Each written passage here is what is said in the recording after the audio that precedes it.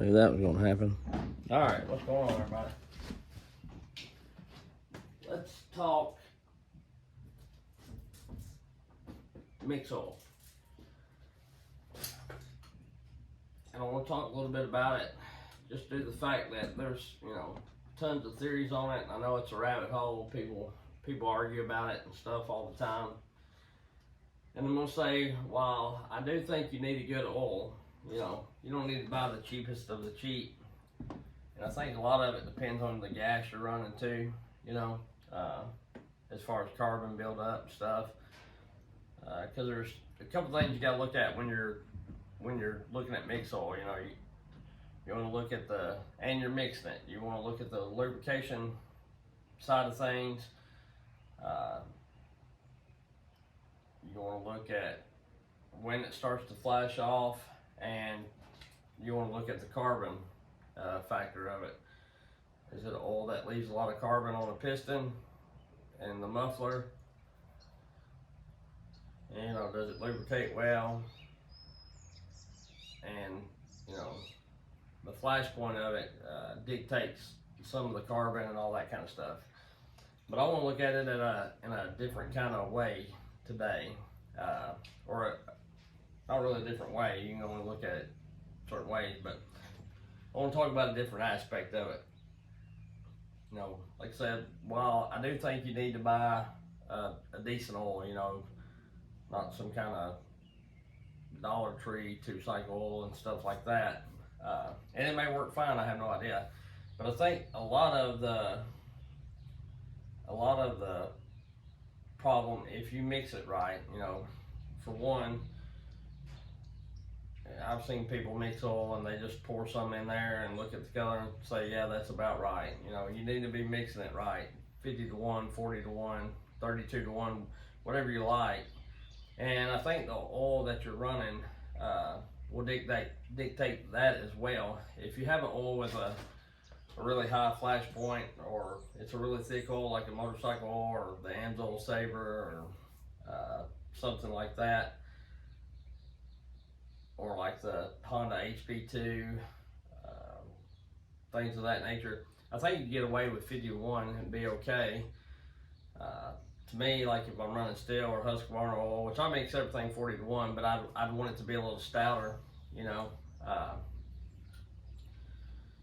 because that racing oil, it's meant for racing snowmobiles and dirt bikes and things like that.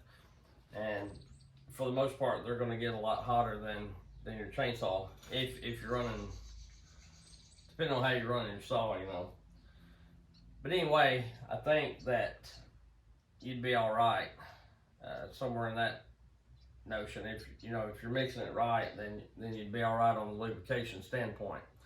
And as far as carbon buildup, it results back to that too. But the main thing that I'm wanting to talk about, and what affects it some, I think, is the way a person runs a saw. If you're mixing it really stout or got a really thick oil and you baby your saw and it's not running just right there up on the limiter or in a bind or whatever, if it's not working, getting up to temperature, then you're going to have a lot of carbon trouble, I feel like. Because it's just not going to flash off where it needs to. And then also, if you're running a dual chain and getting the saw extremely hot, then it doesn't matter I think, what kind of oil that you run, you're eventually going to cook things, no matter how good the oil is. So that's the two things that I think plays a big role in it, or the one thing I think that plays a big role in it is how you operate your chainsaw and the condition of your chain. Because I've ran several different oils. I've run the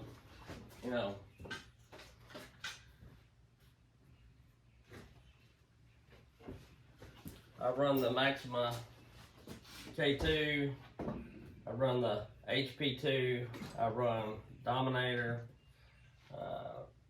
I I've ran Bel-Ray's HR1 or whatever it is. I've ran the Sabre. I like this stuff really well. The Dominator seems like it's doing all right. I've burnt about 10 gallons of it through some saws. But this is what I ran the most. Like with that Cajun 400 that you see broke down on the channel and things like that. This is what I ran, and it is really, really clean. Also, you know, I don't know what the guys that I was, and I'm gonna give you a for instance here in a minute, but just stay with me. But I've run VP Racing, and I've ran the Husqvarna and Steel Oils as well, and never had a ton of trouble that I know of out of any of them. But I also run a sharp chain. I mix it properly, and I run my saw like it's meant to be run. I don't just sit there and feather it, let it idle, feather it, half throttle it, shut it off, you know, things like that. And there's plenty of saws that I've tore down on this channel of my saws, and no, they're, you know, they don't have 10 years of, well, I've had to have saws, you know, tore down on the channel, like that little Husky 440 of mine. One of my first videos, it shows me grinding on a cylinder. Of course, I have no idea what I'm doing. But it never had a piston or a cylinder replaced, and it looked as good as it did the day it came out of the factory. And I ran some of the crappiest oils there ever was through it, and then I run the Husqvarna oil, you know, so, and bad gas and stuff like that, but I always kept a sharp chain, and I ran it like it's supposed to. But what I'm getting at is, for instance, the two saws that came in and some prior videos, that 585, 592, and that 462, you know, that 462 would still be running if it was not for that muffler cracking and ingesting into the piston and cylinder, because the piston still had the machine marks on it on the intake side, and still some. It was starting to get a little wear, or maybe vice versa. One side it was starting to get a little wear, and I think that was from piston slop or whatever. But you know, they had that saw. I had the saw probably 6 months and ran it quite a bit, and I sold it to them, and they run it every day logging for a year and a half, 2 years. So, you know, it had a pretty hard life, and they're not the best at maintenance. But then you take that 592, which they just use that for a topping saw, you know, so it shouldn't have seen a lot of dirt. It should have kept a fairly sharp chain on it. But then you take that 592 that came in, and that saw was 3 months old or so, and the piston was done scored because, you know, when it came in, they brought the bar and chain with it, and that thing was so dull, I wouldn't have tried to cut cardboard with it. So, you know, there's a prime example, and they run the same oil in both, you know. And you take a look at that force, which I've done got it boxed up. It's got gone, but anyway, I wished I would have. I made this video prior and fumbled through it, so I thought I'd redo it. But I've done boxed that up. But even go back and look at when I tore it down. I'm looking in that cylinder. You can go back. I've got footage of it. There's little to no carbon for the age of that saw. And it's the same way, it was the same way with that 592 old piston cylinder. It was little to no carbon. I don't know what kind of mix they run. It's a really blue looking. It may be the Husqvarna oil. It may be AMSOIL. Something pretty blue, you know, so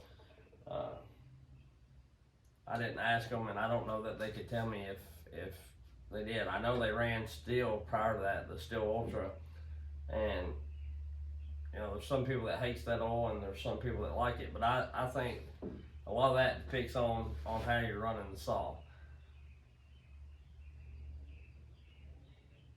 And the only real trouble I've ever had out of an oil being kind of nasty, you can look back at Aaron A. Lynch's videos or some of mine.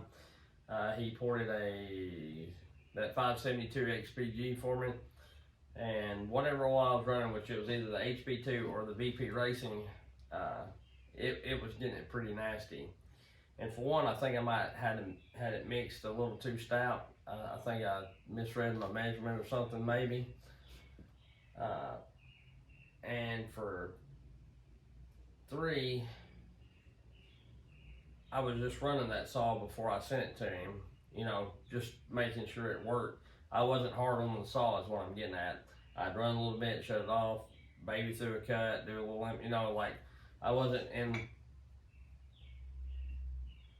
I didn't do multiple bucks or bigger bucks, or I didn't really work the saw. I just played with it in a sense, let it idle some, a tank, you know, just, I didn't run it like a saw was meant to be run, wide open. And, you know, he told me, he said, I don't know what you've done different since the last time I worked on some of your saws, but this thing is horrible. So, you know, that tells me quite a bit, because since then, you know, I've ran this HP2 some, and it's not terrible. It's a thicker like oil, so to me it would really be better suited for a ported saw, or something that's going to get a lot of use, or mixed a little lighter than I mix it. And I may be totally out of the realm of things, you know, but that's just my thinking, because you get so many people that say, well, I love this saw mix, I love this saw mix, you know, I love this mix. And then you get people, well, I hate that, it blew my saw up, I hate that mix, you know, blah, blah, blah. You get some that love it, ran it for 20 years, never had a problem. You get some that run it, hate it, they had a problem within 3 months.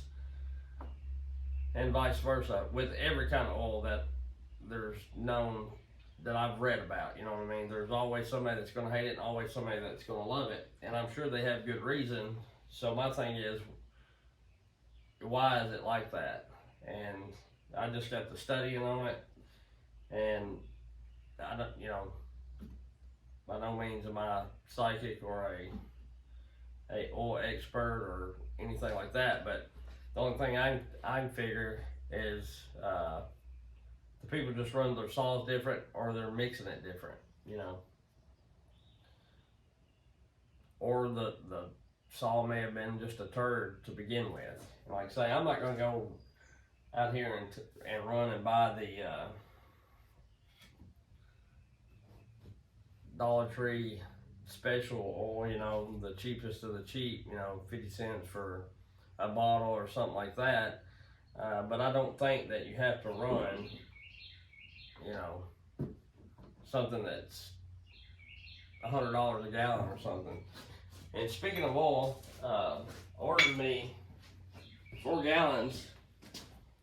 This Red Armor, I hear so much good things, and if you buy it by the 4 gallons, you can get it really, really reasonable.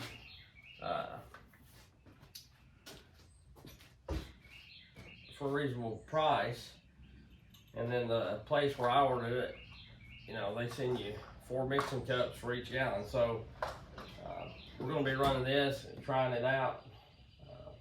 Like I say, I really like this oil, and I'm not swapping from it. Well, I am swapping from it. The only dislike I have against the Bel Rays and the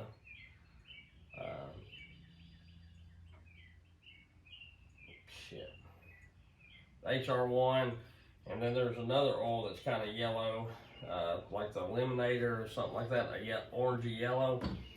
The only thing that I dislike about it is when you mix it, if you got people that's not real familiar with minced gas, like in that clear Oregon jug, my little dual can, my combi can thing,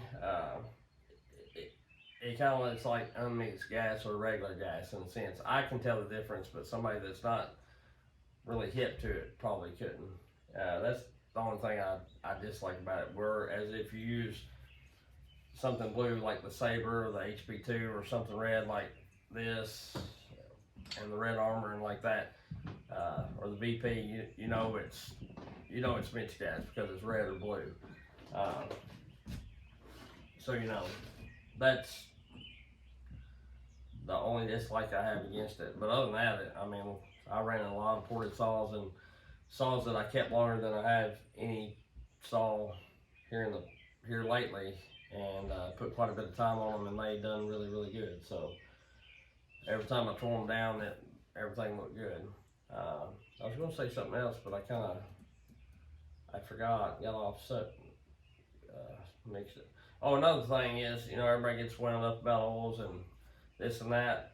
And to my knowledge, there's only like 2 or 3 factories that produce the oil. You know, it's all coming from the same place. It's from crude oil or whatever and refined down. So really the only difference is the detergent packets that's put into it, the detergents or whatever you want to call it, and the way it's refined is the only difference. And as far as I know, there's only 2 factories that do that.